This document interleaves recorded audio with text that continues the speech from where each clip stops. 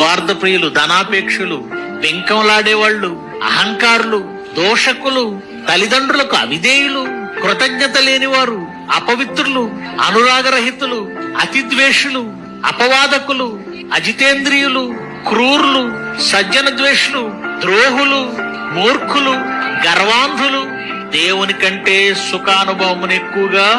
ఏమండి, ఇలాంటి క్యారెక్టర్ కలిగిన ఈ సమాజంలో, ఇలాంటి మనుషులున్న ఈ సమాజంలో శుభాలు ఎక్కడ జరుగుతాయి, మంచి ఎక్కడ జరుగుతుంది? అందుకే ఈ కాలమే కాలమో తెలుసా? జాగ్రత్త పడండి. పౌలు అంటాడు, జాగ్రత్త పడండి. ఎందుకంటే ఈ కాలం కరెక్ట్ కాలం కాదు.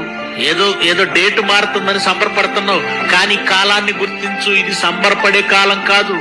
పెళ్లిళ్ళు చేసుకొనొచ్చు, ఇళ్లు కట్టుకొనొచ్చు, నాట్లు నాటుకొనొచ్చు, వ్యాపారాలు చేసుకొనొచ్చు, సంపాదించే సందడిలో పడిన లోకంతో పాటు మనము పరుగులు తీయడానికి వీల్లేదు. వాక్యం అర్థమైతే కాలం సంకుచితమై ఉంది, చాలా తక్కువగా ఉంది. ఈ కాలం చెడు కాలం, ఇది చివరి దినాలివి, చెడ్డ దినాలివి, వీటి యందు సంతోషం లేదని చెప్పే దినాలివి.